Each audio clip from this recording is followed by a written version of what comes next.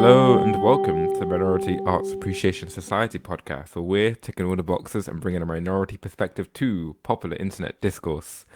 My name's Josh, my pronouns are he and him, and I usually lead the music discussions, but today I'm leading a film discussion, my last film discussion of the Switcheroo, as part of my wider Joanna Newsom retrospective. Yeah, I'm Tilly. My pronouns are she and her, and I usually lead said film discussions. And I'm here to help complete the Joanna Newsom retrospective. I've gone from I was thinking about this the other day. I have gone from 0 to 100 so fast. Like, I feel like this is the Yeah. quickest anyone's ever, or even, it's probably the quickest I've ever, just gotten to grips with an artist like this and been excited. Like when she showed up in Inherent Vice and I realized who she was, I was like, it's Joanna Newsom! I was so excited to see her doing things. Yeah, So this has been wonderful. Very effective retrospective. yeah, I was hoping for her fourth album, Divers, I wanted to kind of put into context that the relative increase of her fame and like Uh-huh. general like pop culture presence. You know what I mean? Yeah. Um, and this was her first film, 2014. Um, I don't have a lot of like fun behind the scenes kind of stuff with Joanna here.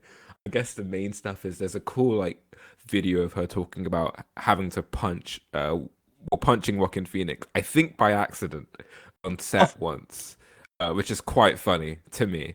Uh, and then No, I think that's also wonderful. in terms of like performing, again, yeah, this is her first film. She's done like Portlandia skits with Carrie Brownstein uh Mm.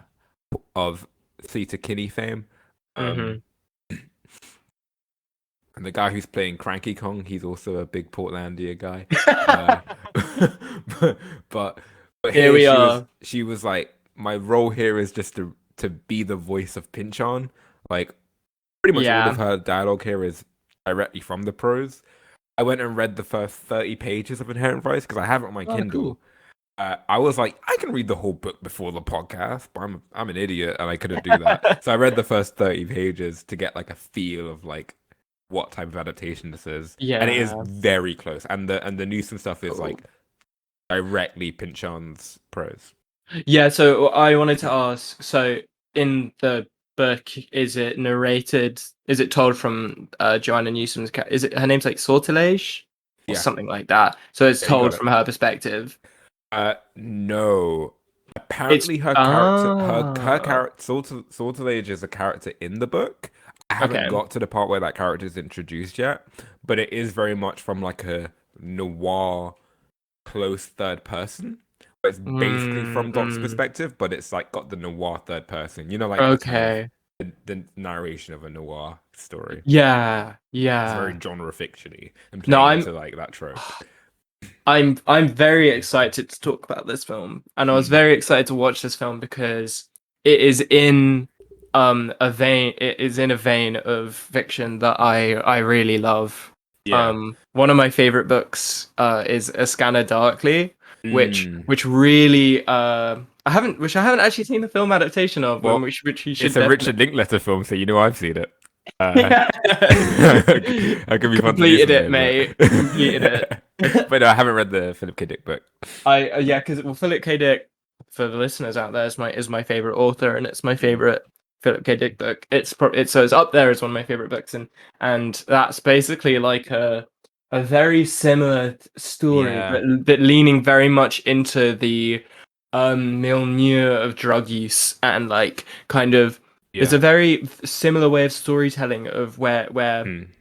um it kind of feels like actually well it is similar in some ways, but there's almost this just Yeah. incidentalism in A Scanner Darkly that I love. And so yeah, this is just a vein of fiction that I adore. I think characters Mm. like Joaquin's in this one are very rich, and I love to talk That's about them. that's super interesting because I think this film is in a conversation with lots of other popular films that like have been on the tongue of recent film discourse. Yeah. But I do think, and I will talk about that in a minute. But I do think that it does remind me of Scanner Darkly in terms of I do think they are both have an anxiety around uh institutional response to drug use in America. Yeah. Yeah. I think Scanner Darkly is much more overtly sad and sentimental Yeah, about the drug stuff absolutely. because yeah, it's about like Absolutely. his friends who suffered from drug addiction. Um, but I think while Inherent Vice is more, at least the film is more jokey, I do think like the core part of the paranoia of this film is how well the FBI's role in drug circulation and Yeah. assimilation in America. Um, but to get to like the other films, I think this is in conversation with, which I think is really interesting. I made a comment about how Tarantino, when making *Inglourious Basterds*, was thinking about There Will Be Blood, and Yeah. not in the sense of like that film is similar to There Will Be Blood, but in terms of like it was a bar that Tarantino knew he had to hit. He had to be as good as There Will Be Blood. Um, Yeah. and and and I talked about how I felt like the upcoming film *Licorice Pizza* really did remind me of the vibe of *Once Upon a Time in Hollywood*.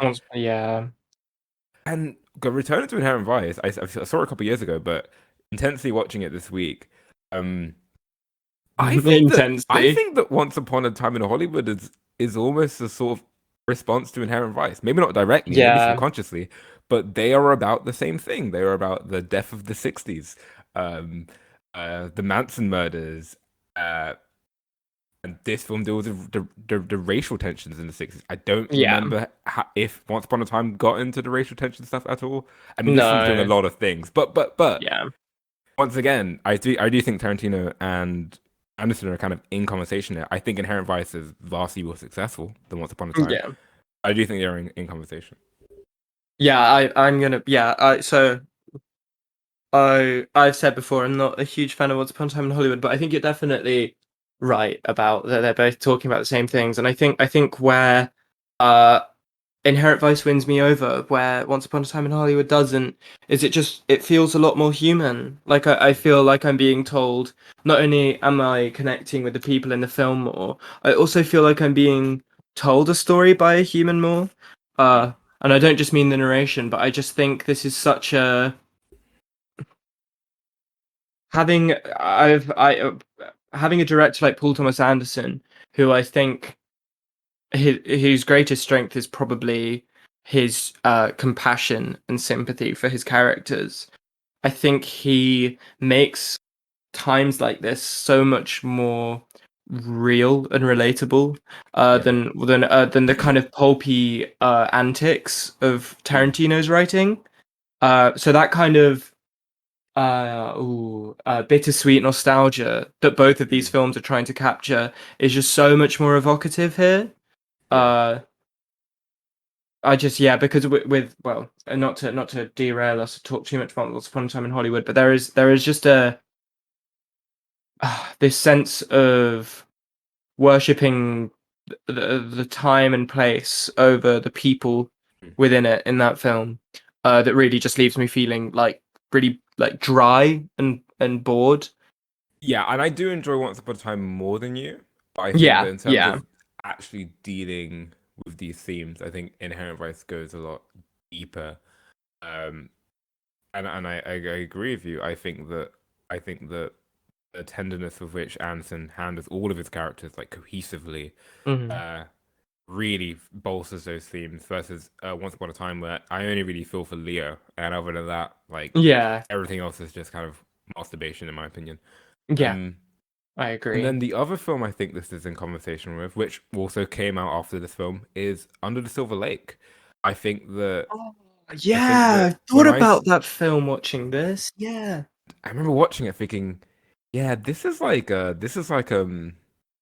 slightly more adolescent Inherent Vice. Like I find Yeah. Under the Silver Lake, I really like that film. I do think Yeah. it's a more like simplistic go at these Mhm. kind of stoner, paranoid, noir conspiracy trope. Oh, Andrew Garfield's character in that is very Doc-like, except like even more stoner and goofy and it's kind of a more yeah. cartoony film. Like when you get to the heart of what the conspiracy is, it's very surreal and cartoony in a way Yeah. that Inherent Vice, I think that kind of works is really fun in that film. But what really No, works for me in yeah. Inherent Vice is how when you when you get to the heart of like the Golden Fang stuff and Doc trying to Mhm. convince like Bigfoot, the big cop man played by uh Josh Brolin? Josh Brolin, there we go. Uh, Yeah, like the Golden fan shit is real and is not taken seriously. It's yeah, funny and goofy, but also the anxieties around why he's scared of Golden Fang, the fear that like all of counterculture is being yeah, assimilated by the FBI, is real. Like Anderson yeah, joked in an interview, like what I like about this film is that like yeah, it's funny and it's very conspiratorial, but like we all know the FBI brought drugs into America. Like we yeah, all know that happened. Uh, yeah, and the part of this film that's like, damn, I get it, Doc. Like I'm also paranoid about these things. I really like that it taps into that. Whereas at the heart of Under the Silver Lake, when you get to that heart of that paranoia with yeah. the music industry stuff, I don't really. It doesn't really tap into the things I'm actually scared of in real life. No. The way this film does. Y- And I think with that film, there's almost Andrew Garfield's character. There's a sense that he's trying to be the kind of guy that Doc is. Mm, With that film, I think there is a profound sense of after watching this of like play acting as it's almost homage, like play acting mm. as Inherent Vice, I know which what is you actually mean. He's really trying very hard bizarre. to seem high. Yeah, and I thinking about it right now in this moment, I'm not. It doesn't make me dislike the film. Like it's not something I don't Mm, respect about it, mm, but it does just call to question what that film is doing.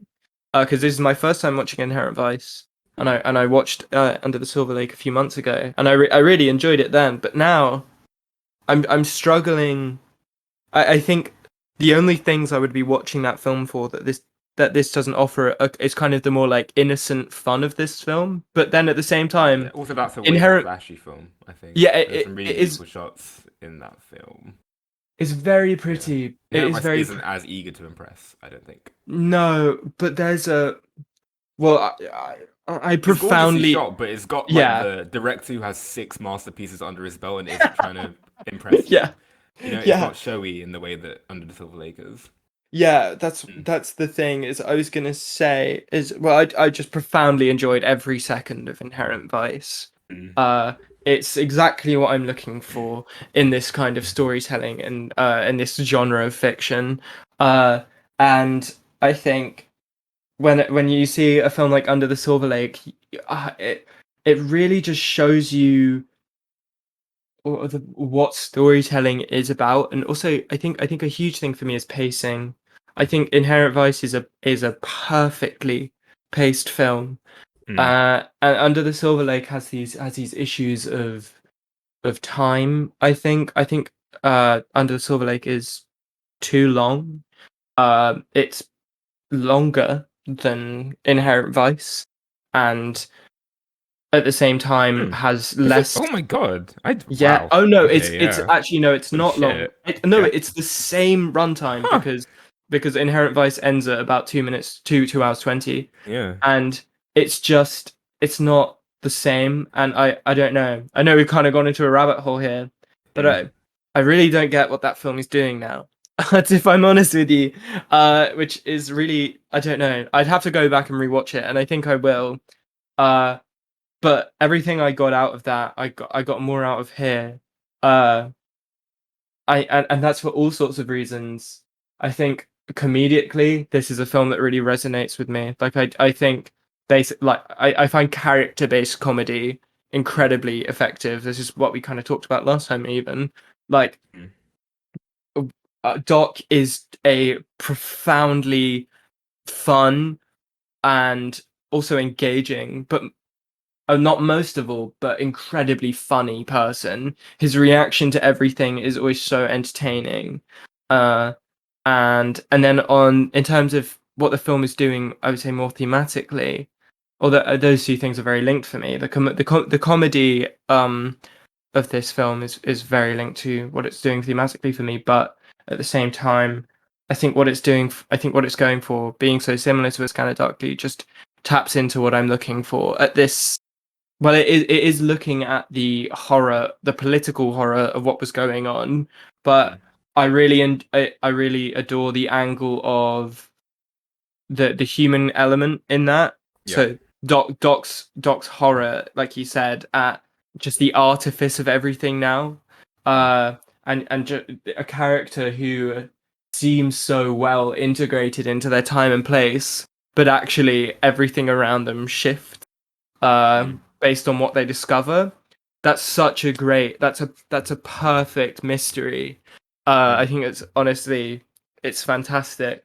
Um, I, so I, yeah, I, before we move on, I should correct myself. Five masterpieces before this. I don't know if we're counting Hard Eight, as I have not seen Hard Eight. yeah, But no, yeah, like this is deep into his run, and I yeah, do think with what to like finish up with the Silver Lake comparisons, um, and what you were saying about how thematically this does feel more cogent or visceral.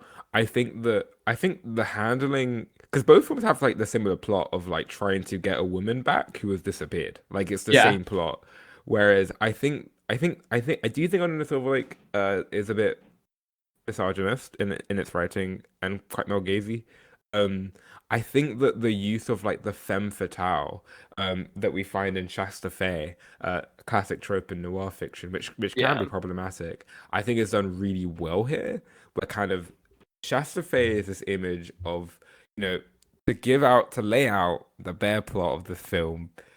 I watched it twice this week and I've taken extensive notes, probably which more than I needed to, but I just wanted to feel like I had a good grip of what was happening. Because I remember like the Red Letter Media review was like, nobody knows what's happening in this film, everyone's pretending. And I wanted to prove that that wasn't the case, that you could really sit down and like yeah, piece it together. I do think it yeah, does, like, it does come together.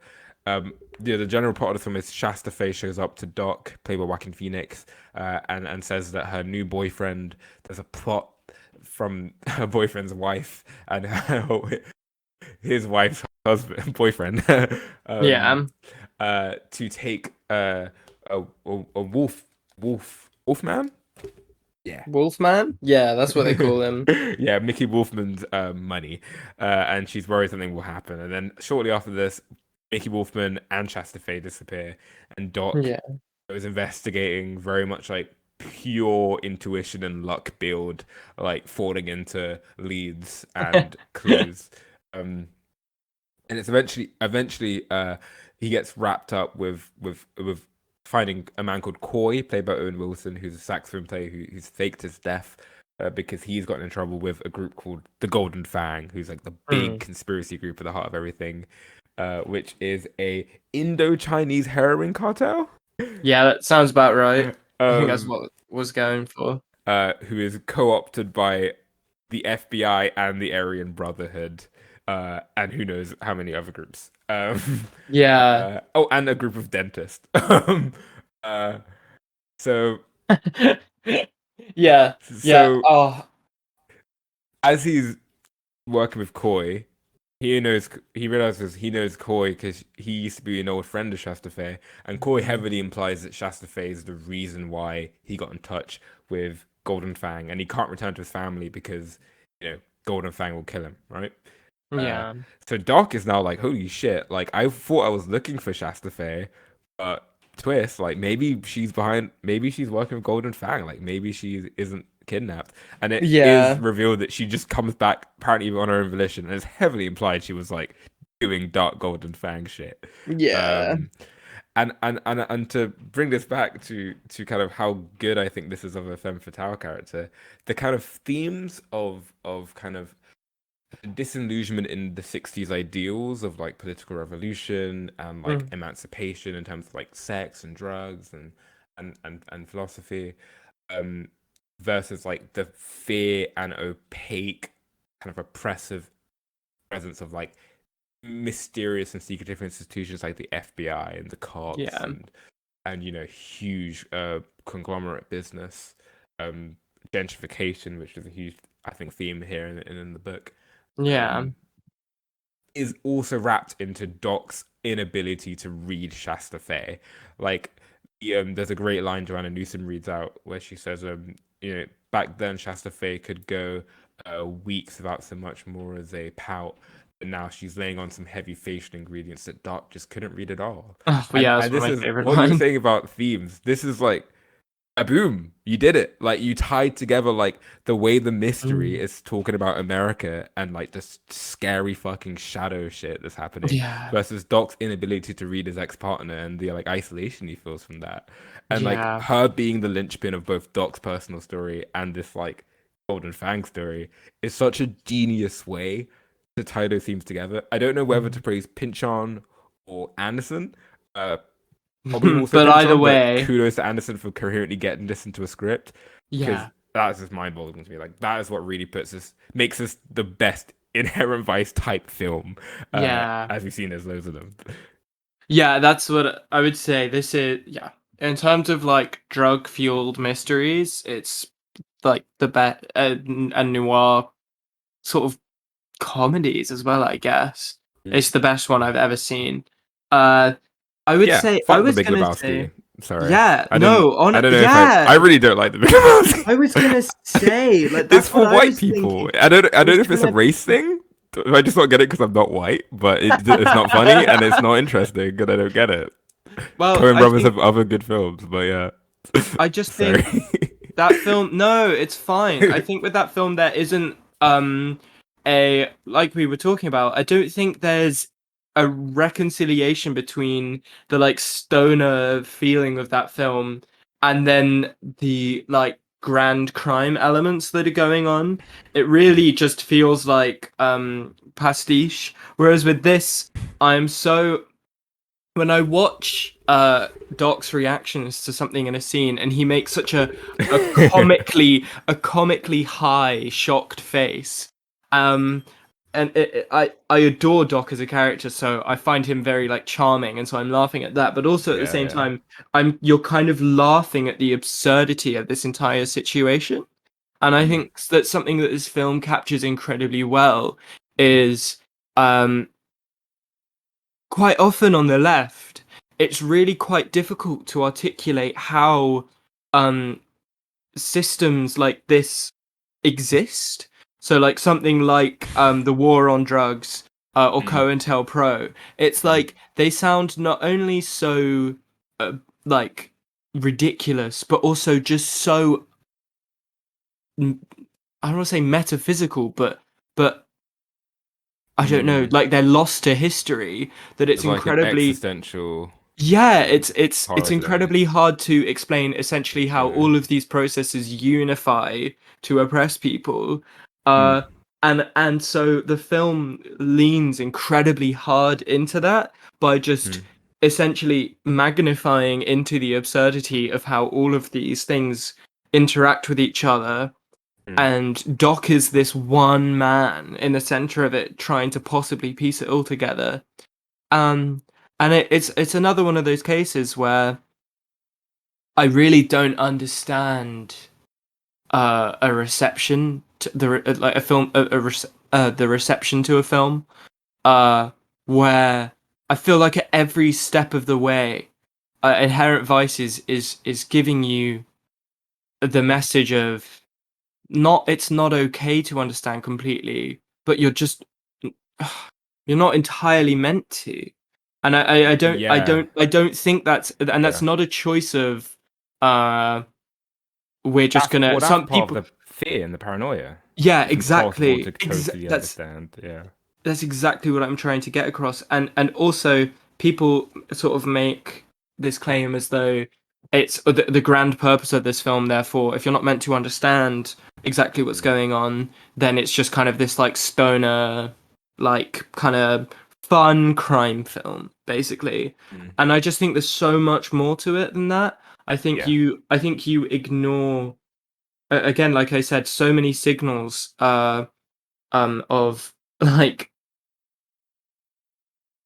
imagery. There's just so much that this film is calling attention towards, and I think that the problem with this film's reception was people paying attention to the wrong things a lot of the time.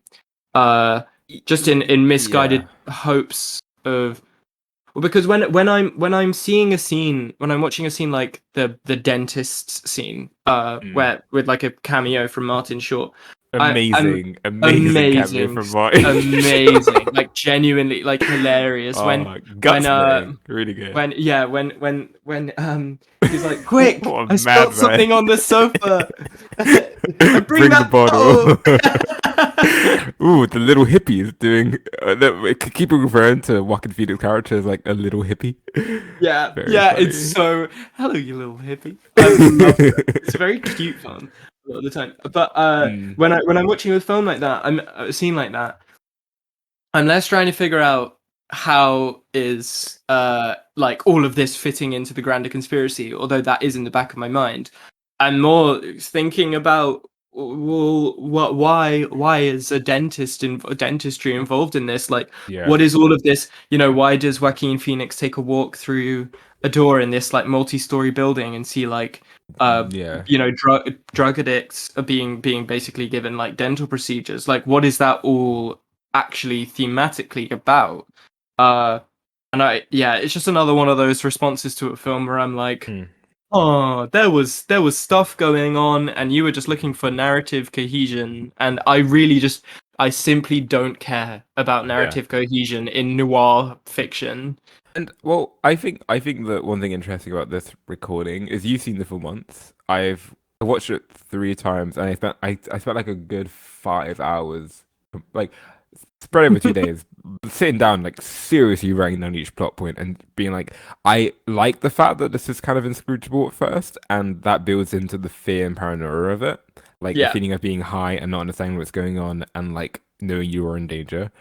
But also, I wanted to know, like, if I actually sat down, will it fall apart? Like when I actually write it yeah, all down, and it doesn't. Like, that's amazing. I, so I think the one thing in the film that is impossible to completely like pin down is like the nature of the Golden Fang, because you get so much like contradictory information about what they are and like the scope of the Hmm. organization. But stuff like that dentist office, for example, does a really good job, I think, at doing something very like interesting with like the stoner noir genre. If you know films like The Big Lebowski, if you're gonna look at them as like kind of stoner mystery noir films, right? Um, that like the implication is that the Dentist Guild is part of the Golden Fang, and their Yeah, ploy is to get people like hooked to bring in heroin on the Golden Fang boat, get like kind of working class people basically hooked on heroin, yeah, uh, and then to like fix their teeth. And that's how the dentists are gonna make money out of this. yeah, And the film, like rewatching it, I was a bit lost when I first watched it, but rewatching it, I do think PTA like tries really hard to gently nudge you towards these like revelations. Like when Doc's walking through the dentist bit, it superimposes the face of Hope, who is the wife of Owen Wilson's Coy character, yeah, who yeah, her giving a monologue about how she was a huge heroin addict and it ruined her teeth, but she's got these amazing like new teeth.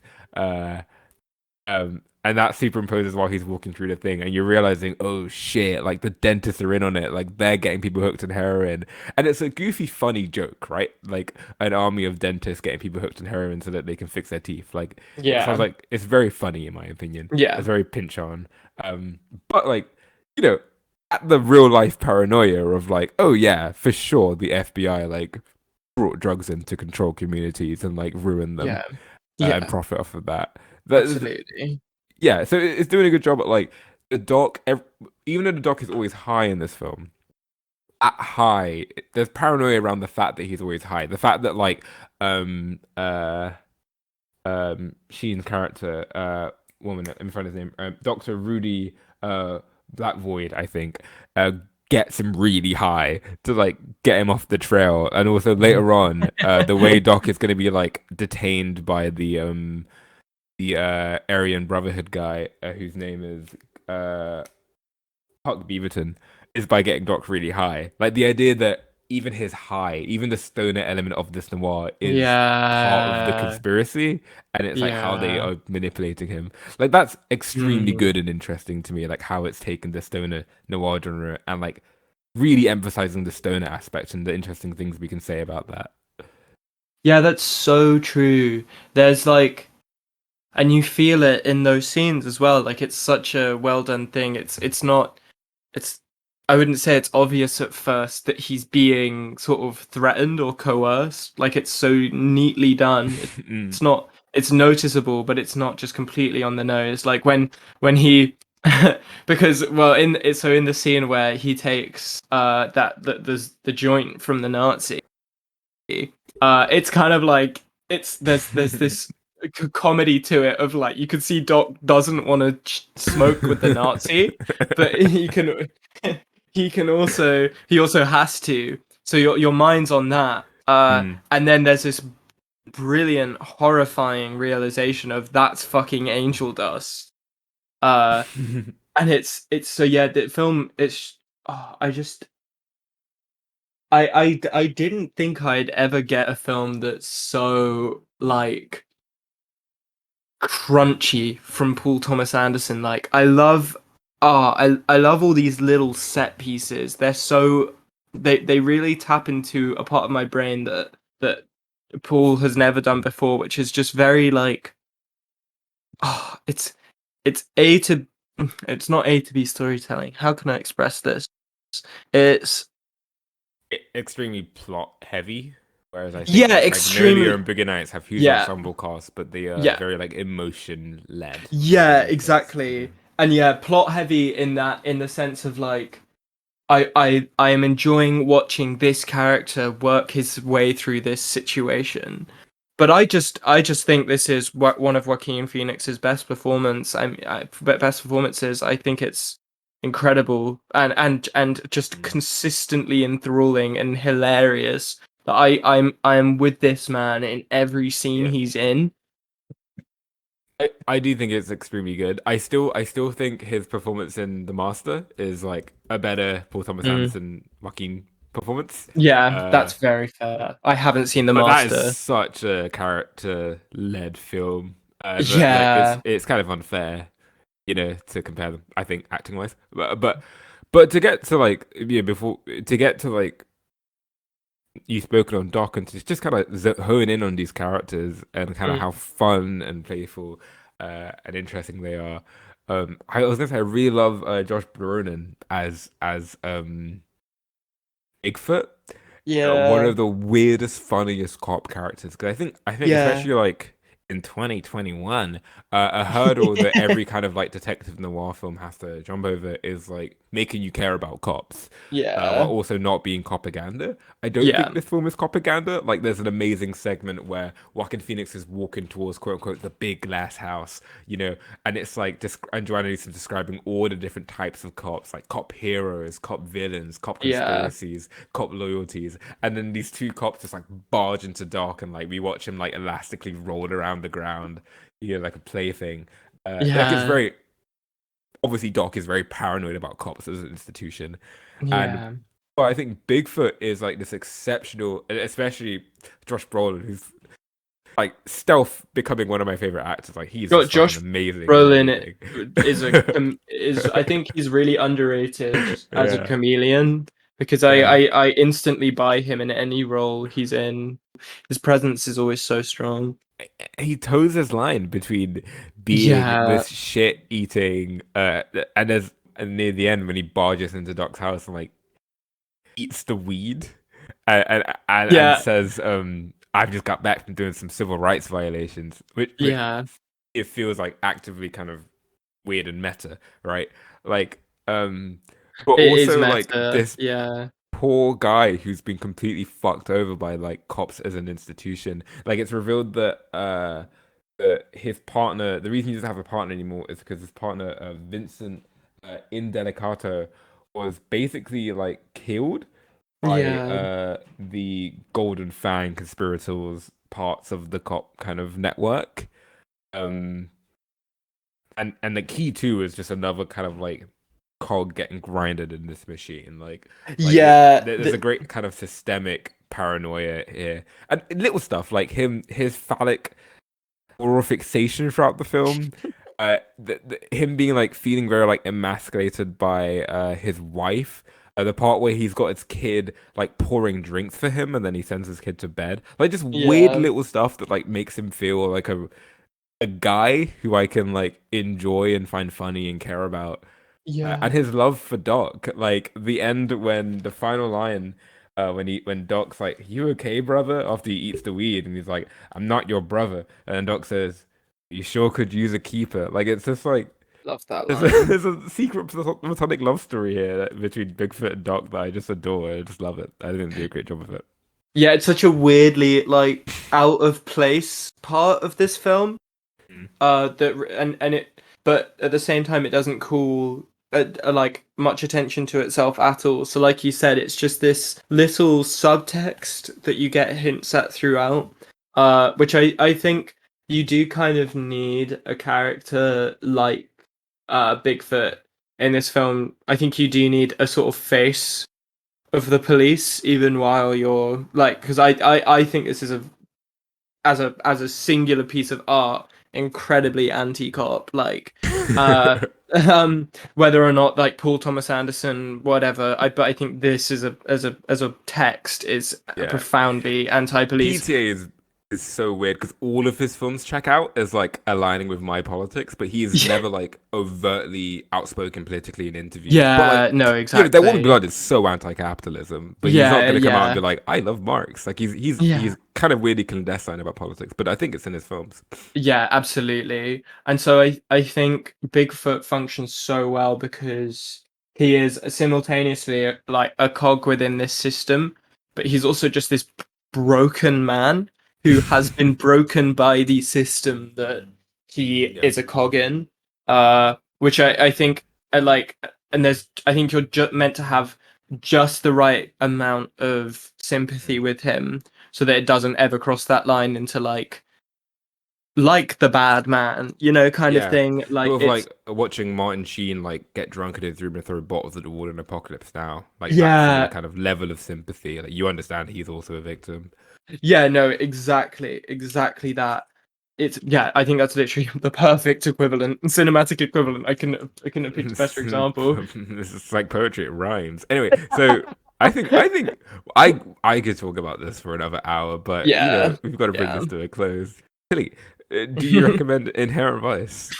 Yeah, I give Inherent Vice a strong recommend. Mm. I would really encourage people to just enjoy the world of this film. Uh, like it's like I didn't have I had a handle on what was happening scene to scene, but I it wasn't a consistent I know exactly what's going on, and that's fine. You're just following Doc in this world. And I think about the imagery much more than you think about the specific machinations of everything, and you'll honestly discover I like the best noir film I've ever seen, probably. Who knows when we'll see A Scanner Darkly, because we'll see how good an adaptation that is. Um, but yeah, a strong recommend from me. Yeah, and I too would give this a strong recommend from like the other angle, where like someone who has sat down with this for about 4 or 5 hours and like really tried to figure out how are we going from scene to scene. Because I think during first watch I was really confused. Like, wait, why are we here now? How does this connect to the thing that came before? It really does connect. Like, it does come all together. That's awesome. But yeah, like Tilly said, like I think the biggest triumph of this for me is crossing the wires between like I think a hard thing in noir fiction is you have like the personal storyline and the mystery storyline, and sometimes I think Mm, some stories fail to cross those wires. Like I think about yeah, like LA Noir, like there's this cool stuff about Cole like cheating on his wife and being like a war vet, but like it's really hard to thematically tie that into the actual mysteries you're solving in LA Noir. Um, Whereas I think that's the video game, where yeah, I think here, like I said with Shasta, all the paranoia, all the fear, all the anxiety is both in the personal storyline and the detective storyline.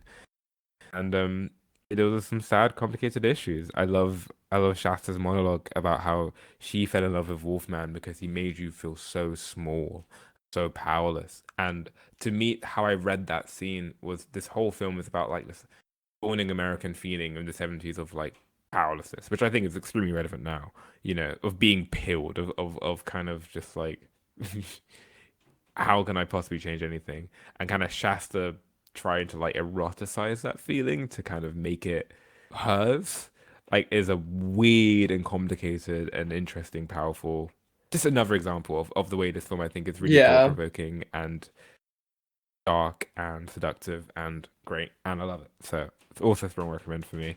Um, beautiful. Happy we covered it. Oh, so yeah, so next week we're gonna be talking about Black Midi's Cavalcade, Ah, rounding out the Windmill trilogy, which we have covered of the year. yeah, we Yeah. did it. I'm so um, proud. just sneaking in retrospective left and right. We're capturing time periods, you know. We're covering the climate. Is talk about Black Midi, and Awesome. yeah, I think we've ticked all the boxes. I think we have ticked all the boxes. Thank you very much for listening. Bye.